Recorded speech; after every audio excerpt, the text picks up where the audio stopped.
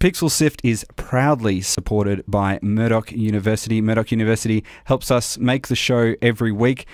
Coming up, if you're interested in making a podcast like Pixel Sift, you can check out the Murdoch University Open Day, which is from 9 to 3 p.m. on July the 30th if you're here in Western Australia. But if not, come along, make a trip over to WA. It's lovely at this time of year. That's at the Murdoch South Street campus. You can come and check out the studios like the one we're recording in at this very moment. But there's also TV studios and virtual reality displays, and last year there was Japanese art and calligraphy and all of that sort of thing. But more importantly, the radio studios. More importantly, the radio studios, of course. Performance at 2 p.m. by Thelma Plum. If you've been listening to Triple J, you'll know Thelma Plum very well. You can win a VIP experience for you and a mate to any Perth Arena concert. You can choose from Harry Styles, Katy Perry, The Weeknd, Bruno Mars, and more. All of that if you come on down to the Murdoch University Open Day. Murdoch University proudly sponsoring Pixel Sift.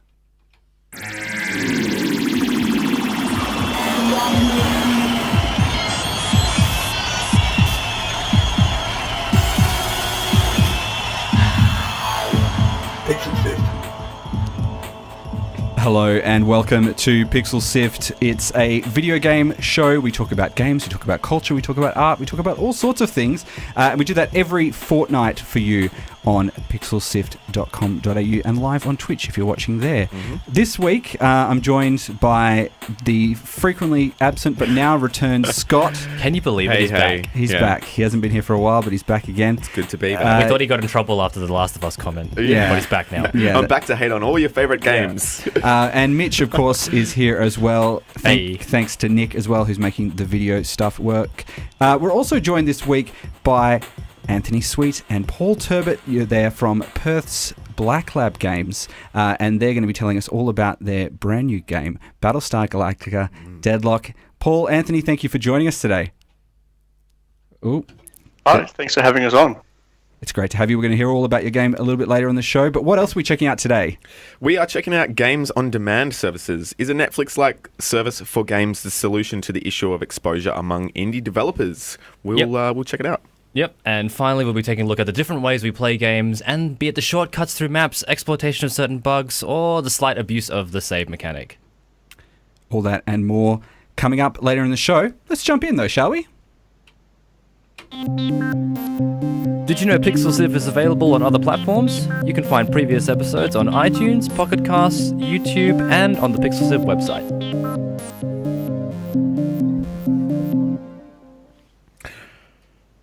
Netflix is one of the most popular subscription services on the net, and it is one of the reasons why people are watching different types of shows that they might not actually usually go for or even be able to obtain.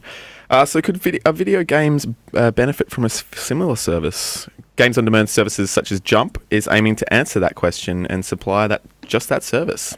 So Jump has come out relatively in the last couple of weeks or so, basically pitching themselves at this Netflix for games, trying to solve a problem with curation, especially in indie games where it's kind of difficult to rise out of there's a big crop of indie games to kind of find your place within. And it's trying to create this service where people can get nicely curated subscription on demand indie games. So you can jump in and play whatever little bits and pieces you'd like to play.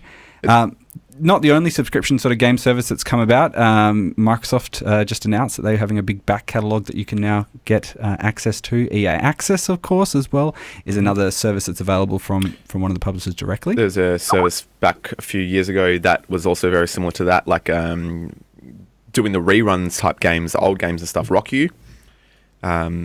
A little bit like the cable TV situation in America. But it's funny about this Jump and them referring to themselves as Netflix for video games type thing. Because when I'm describing to non-video game players anyway, Steam and all these other systems that are in place, I kind of use that as a description, but it isn't close, especially not as close as Jump. It looks like it looks like something that could definitely take off anywhere. So in regards to this, there are kind of two types of services that you want to consider. There's cloud gaming or gaming on demand, which is what we've been talking about here, which is where you kind of download, it allows you to kind of stream the data onto your PC and then you play the game. It sort of, it does the processing before it gets to you. Yeah. It's done by some kind of a remote. I obviously don't know too much about it as far as the technical side of things and how it exactly works. But yeah, all the processing is done by a different computer somewhere else, and they basically, like you said, just stream the final thing to you. Yep. And then the other one is file streaming, or progressive downloading, which it just download. It kind of like is almost like Miniclip and things like that used to be back in the day, where you just go and play a Flash game online. It's kind of like that. Paul, Anthony, you guys have made a number of games now. Would a service like this be something that you would be interested in? Do you think there is a value for a service for like a subscription-based on-demand games service? I think there's definitely some value in it, but I think it's from a developer's point of view, it's probably going to be more useful for older games, not necessarily new releases. I have to admit I'm not very familiar with the business model for these things at the moment, so I probably need to know a bit more about that to really say too much more about it than that. But definitely I can see a place for sort of games you've released and they've sort of fallen by the wayside and they're not sort of current titles anymore, and just sort of helping to make them stay relevant and help you find a new audience for your titles. So there's probably some value, yeah.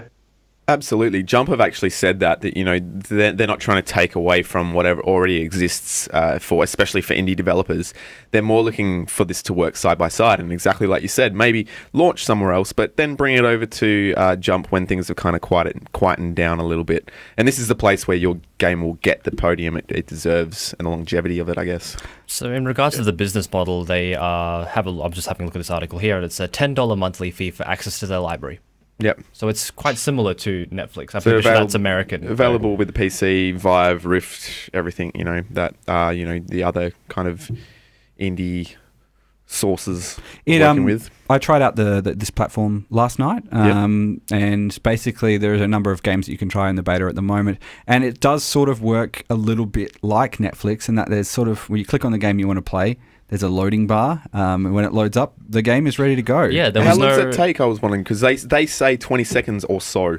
Well, 20 seconds or so, probably not if you're based in Perth. Yeah. But, no. Okay, I had a slightly better experience than that. Like it was surprising how seamless it was. I expected there to be a slight install, maybe, or like I don't know, just some kind of thing that I would need to approve to allow it to do something to my computer, but no, it doesn't do anything to your computer. It just runs off the program. It kind of runs all off of the back of a few years ago when Unity announced their WebGL export. I see. It all kind of is run under that guise. You don't talk about game engines this week. Haven't you seen the controversy about game engines? That makes me wonder how powerful how graphically intense or big games can possibly be on this service. It's all well and good for like a roguelite kind of game, which I tried to play, which I was playing this morning. But what if you wanted to stream a more mainstream game? PlayStation did have done something similar with their PlayStation 3 titles. There was a service where you could actually stream them directly to your PlayStation 4, where you could play them like that. It's just remoting in. It's like playing using LogMeIn or Hamachi or any of those services to kind of remote into someone. TeamViewer even. That's the way to do it. Steam, the Steam Link actually uses something similar for a computer in your home where you can stream across your network and then play with a controller locally on a TV. That's rather. Pretty great. Blizzard do something pretty cool when you're installing a game. You can kind of start playing it before it's done, and that might help as well. Yeah, I've actually seen that before. Maybe it was just Blizzard specific. I don't remember before, but and also I like it when they're doing that for updates. Unfortunately, most of the games I've been playing at the moment are online, so that doesn't really play into it. The big thing I wonder about this is this service probably will be great for people with older games in the early days, but as it becomes more popular and then more people get their games onto the platform, you're going to run into the same issues that even Netflix has, right? So Netflix has a lot of stuff, but you generally will probably only watch a small segment of that, and it's very difficult to find the gems within the noise of too much choice in a way. So that's exactly right. Like they say it's going to start with 100 games at launch, but much like the Netflix in Australia versus say the Netflix that you can get from America, we have a lot of stuff on there, but it's a lot of shit. Like it's a lot of stuff I don't want to watch. Unfortunately, there's going to be a draw for them to do that monetary wise. If they kind of lose their way, I guess. Also- Because it sounds like they come from a good place, with their whole business model is great. Also, I think that the draw of Netflix to the average person is they get pulled in by the big movies and the big TV shows that are already on there, and then discover the Netflix originals while they have Netflix. Very few people actually go for, initially anyway, for the original content. Absolutely. So maybe this service might need like a Call of Duty on there to begin with. I don't know. Yeah, maybe. Who knows? It just makes me a little bit apprehensive as to hopeful, but just wondering if it's feasible to just have the indie library. Yeah. It's going to be very interesting to see what happens. I think this is an area that lots of people are really very interested to get into. Good new territory. A variety of different publishers as internet gets better and better, and it becomes easier to stream games from across the world. And this isn't the same. First thing, I forgot to mention it completely. But remember when there was the SNES and they had that kind of the Japanese game stream that you could get, and you had specials. Levels of Zelda that you could play, and they were only available through that. Yeah, and that actually ran on TV broadcast. It did. And you had to be tuned in at that exact time, otherwise you wouldn't get it. It was in the TV guide when you would actually. That sounds awful. Sounds so amazing. We're talking about early 90s, so this is like pre-home internet. Yeah, I don't know what any of that means. The 90s. And I've seen clips of it, and it streamed well. Yeah, very, very interesting. Anyways. Look, there'll be more to talk about this one. Let's jump into our next topic right now. Pixel Sift. Pixel Sift. No, seriously, Pixel Sift. No, seriously. Pixel Sift. We're joined by Paul Turbett and Anthony Sweet. They're from Perth's Black Lab Games. You're working on a highly anticipated game. It's called Battlestar Galactica Deadlock. It's very exciting, and Anthony, I remember we had you on the show at Perth Games Fest late last year, and you had a wry smile on your face when I said, "What projects are you working on?" I still do. You do. Smile's still there. Yeah, still always there. You should have seen him. It was just like, he was like, well, anyway. Doesn't really translate in audio. But Anthony, tell me a little bit about, and Paul as well, what is it like to now have this project out in the wild, and you just had a big public AMA this morning. What's it like to see the sort of reactions from people who are excited and very interested in this game? It's super gratifying. We've kept this under our hats for quite a long time, and it was quite hard to just not be able to talk about it openly. Whenever we'd go to a game dev meetup or even just around a barbecue, people would ask me, what are you working on? And you can't actually say what it is, even though, you're just bursting at the seams to say, oh my God, it's Battlestar Galactica. So it's super gratifying now to know that it's out in the public and people are just as excited about it as we are. It's quite fun. It's a big franchise. It's one that people are very engaged with. Has a whole bunch of new fans because of the reimagined series that came out a couple of years ago. Is it daunting jumping into a franchise like this that people have such a strong love for and a strong interest in all the little bits and pieces that make up the universe of Battlestar Galactica? It wasn't at first. When the opportunity first came up, we jumped at it pretty quickly, and there wasn't too much thought. It's like, we absolutely have to do this. It wasn't until we'd been working on it for a little while we sort of started to realize what we were working with, and since then it has gotten a bit more. I wouldn't say daunting, but we just want to make sure we do a good job and make sure that the fans of the series are happy with the game we make. So and no pressure. A good thing for us as well is that we were fans of the series before we started working on the game. So, we're kind of holding ourselves to that same level of critique where, we want to make sure it feels authentic. Authenticity has been, one of the pillars of this project for us. And, we really hope that we're hitting that authentic mark for people. But as fans as well, we know how important that can be. How did this opportunity come to you? This is a big franchise. I'm sure there's plenty of people who'd love to have a crack at making a game for Battlestar Galactica. How did it all come about? I actually have to give a lot of credit here to our publishers, Slytherin. They're a specialty publisher that work in the strategy game space. We worked with them previously on our last game, which was Starhammer, the Vanguard Prophecy. And after we finished that, we were sort of talking about some ideas for some different projects. And they just asked, at a conference one time, are there any IPs you'd be interested in working with? And I didn't think too much about it, but I just sort of rattled off some names of some things that I really like and didn't think much more about it. And then they went and asked around and asked some questions and talked to some people and came back a bit later and said, there's an opportunity here if you want to do it. So we put together a proposal on what we would be looking to make, and here we are. Is it difficult jumping into this franchise? Are there rules and, I guess, law regulations that you have to follow? Yes. I mean, like there's kind of the official rules that we follow that, we coordinated with NBC Universal.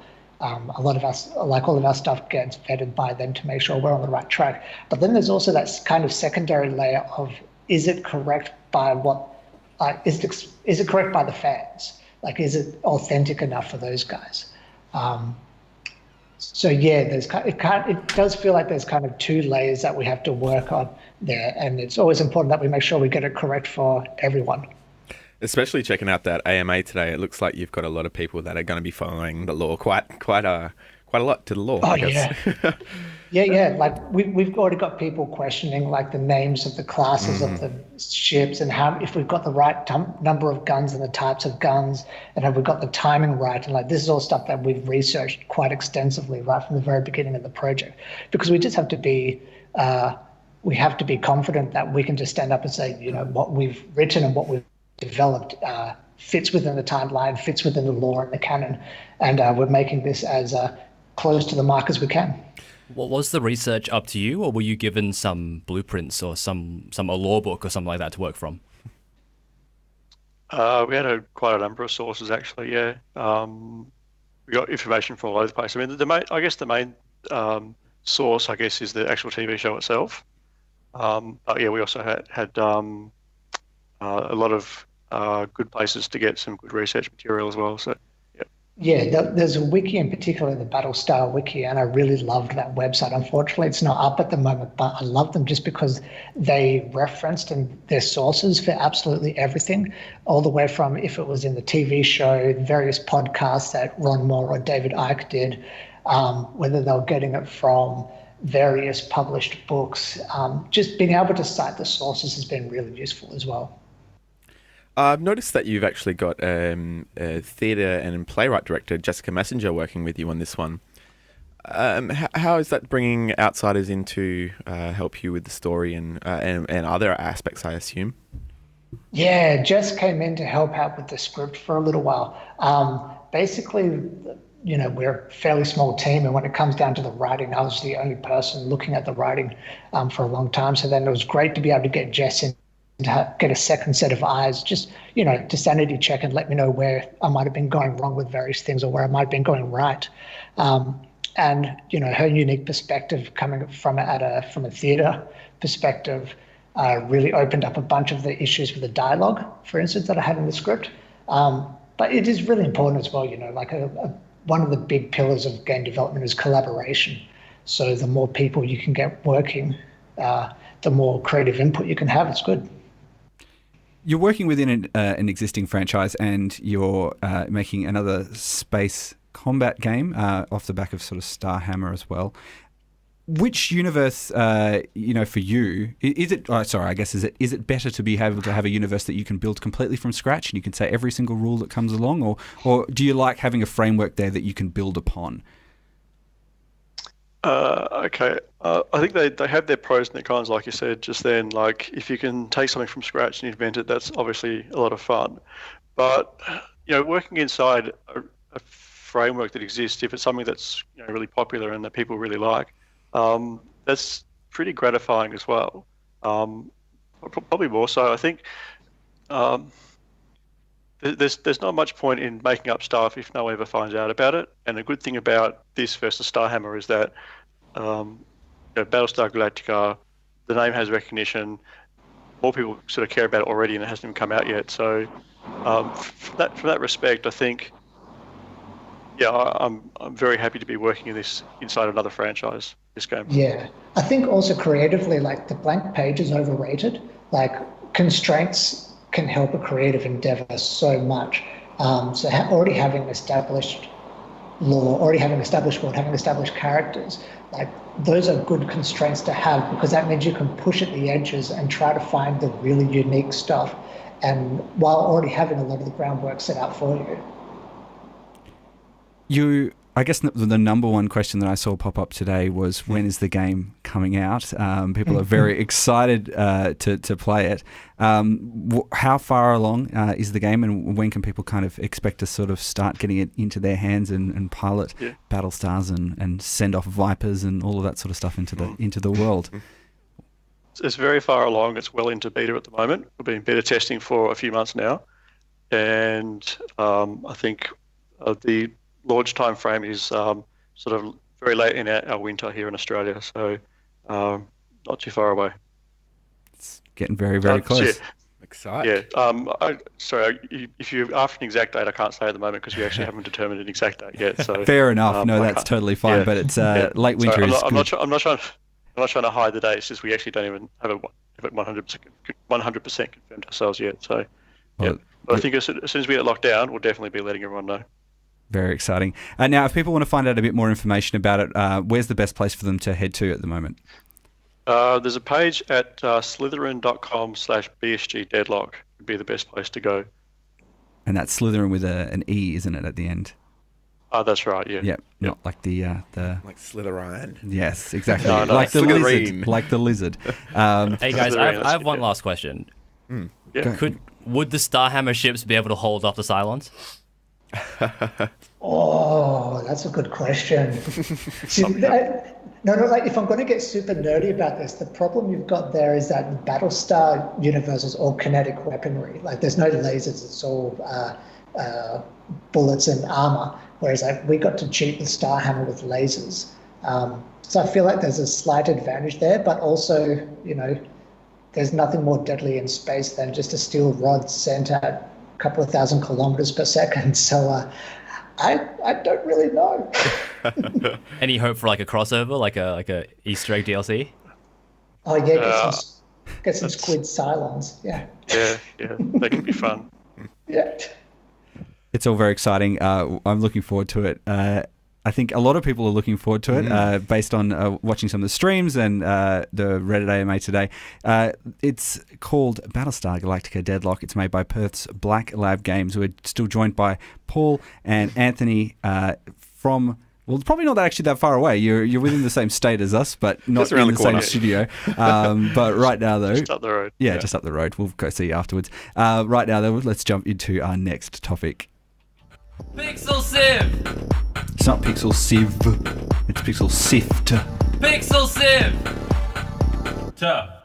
So sometimes we can be tempted to take a bit of a shortcut in a game, be it like a map, just running over the map in an interesting way, or abusing the save mechanic like I do in Pokemon every time I want to catch a legendary. So I guess, how does this affect the way that we perceive games, and is this really in the spirit of what the developer intended? This is one I want to throw to Anthony and Paul straight away. Yeah. Have you seen people play your games in ways that you haven't intended and thought, geez, that's good or bad or wrong? How does it make you feel? Finished products or betas? Oh, well, either. Yeah. Sorry, bit of an in-joke. Yeah, actually, when Starhammer came out, we saw a few streams and kind of watching people play it, and not so much sort of getting around the mechanics and stuff like that, but it's just sometimes when you're developing it, you kind of have a particular thing in mind about how it actually works and how it plays, and then you do actually see people doing things. Yeah, I didn't actually think you would do that, but that's fine. So yeah, it happens sometimes. As long as they're having fun. Yeah. Yeah. It's a really interesting sort of concept. One of the term that kind of popped up when we saw this one is this term called save scumming, which sounds negative, but it's basically where you kind of take all risk out of a game entirely by saving at every point. You have to make a hard decision, and if you're running up against the random number generator of choice in games, and it just kind of takes away any of that risk there. I'll have to admit, like in Fallout 4, they introduced a quick save within conversations, and I was quite the wordsmith, quite charismatic, never failed a conversation challenge in the whole game because of that. Yeah, I think it's a really sort of interesting concept to talk about. And we see many interesting things where people have kind of taken the games outside of what people have intended and turned it into something brand new. Yeah, entirely new games in a lot of situations. Like, I hate to bring Pokemon up again, but like there's like the Nuzlocke challenge, for example. Like if a Pokemon faints, then that's it for that boy. That boy's gone. So I guess it just creates a different way of playing, which is pretty cool. Yeah, I mean, I guess that's what entire modding communities are built on, taking a game and making it something a little bit else. I mean, GTA is a huge one for it.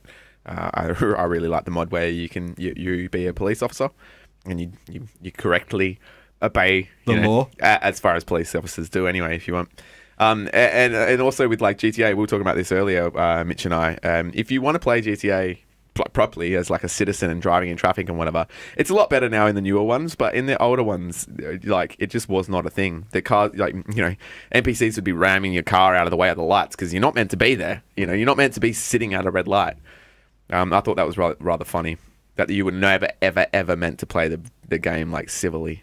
I remember in the original Halo on Xbox One, there was a level called the Silent Cartographer, and I know it well. It's basically an island, and there's a big beach around the whole island, and you actually get 2 warthogs at one point, and it's a co-op game, and the warthogs are invincible. And my brother and I spent many hours just smashing the warthogs into each other, flipping, using the physics to throw each other into the sky. And yeah, that wasn't intended at all. But you couldn't drown, and you couldn't be killed if you were knocked out of a car. So that wasn't part of the game, but it's still very enjoyable to do. So yeah, a lot of people use this, especially in the speedrunning community as well. Yeah, especially glitch speedrunning. There's glitch speedrunning, but also there's the even not using glitches as well, like just using the timers based in games as well. Yeah. And they're, walking in a particular pattern, walking on particular sprites or taking a certain number of steps to increment the counters to a certain point so that they get a certain result or within a range of predictable results in order to do that. So you've got your two parties, you've got the people exploiting it for whatever reason, which, can have its negative traits. But then you've also got the whole, nurturing of communities that evolve and exist around being able to do these strange things in games. Like I said, like modding communities especially. That's a huge love and dedication to the game. However, if you abuse passive mode in GTA, you're the worst. You're the worst person. Worst kind of person. Yep. There are words that we need to have you abuse passive mode in GTA 5. I don't even know what that is. Scott knows. Yeah. But look, it's really interesting sort of thing to think about, and people, I think, often in that sort of situation, you're talking about a multiplayer element where your particular behaviour impacts on other people.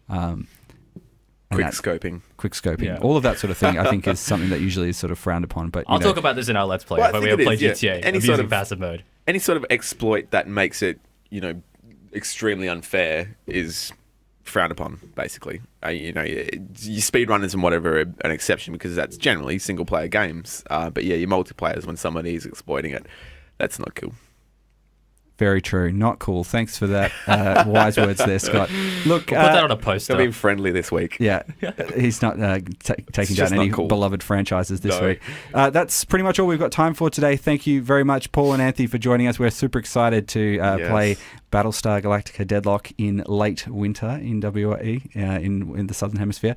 You can check out all the links to that on our website, and that website is www.pixelsift.com.au. A big thank you to our sponsor, Murdoch University, who help us make the show every week. You can check out the open day. It's on the 30th of July. Thank you, Sunday, Scott. From 9 a.m. to 3 p.m. He's got it memorized. I do. You can come into this very studio. Yeah, you can be here. Yeah, where we are. We won't right be now. here. I mean, I won't. I will though. Oh, yeah. Scott will be here. I will be here. You can meet your favorite biggest sifter, Yes. Scott. You can tell Scott how good Last of Us is. Win me over. Check out the performance at 2 p.m. by Thelma Plum. Thanks to Murdoch University School of Arts for supporting the show, and win yourself a VIP experience. That's it. At the Perth Arena. Do it. Mitch, we've got a bunch of other episodes, don't we? Yes, you can go to our website to stream those. You can subscribe to our podcast on either iTunes and Pocket Casts or using the RSS link. And if you're listening to us exclusively on one of these platforms, just remind you we go live every fortnight, and our next episode is on the 3rd of August. And Scott, if people want to find us on social media. Y'all can find us at facebook.com/Pixel Sift, twitter.com/Pixel Sift, twitch.tv/Pixel Sift, and youtube.com/Pixel Sift AU. All great stuff. Thanks for joining us. We will see you guys this time next week. Yeah. For a Let's Play. Let's Play. It's What a are we surprise. gonna You gotta play? find out. Tune in. See you then. Thanks, Paul. Laters. Thanks, Anthony. See ya.